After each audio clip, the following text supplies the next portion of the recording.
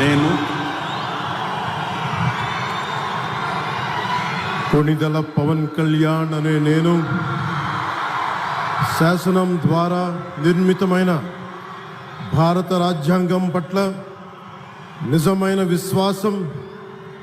విధేయత చూపుతానని, భారతదేశ సార్వభౌమాధికారాన్ని, సమగ్రతని కాపాడుతానని,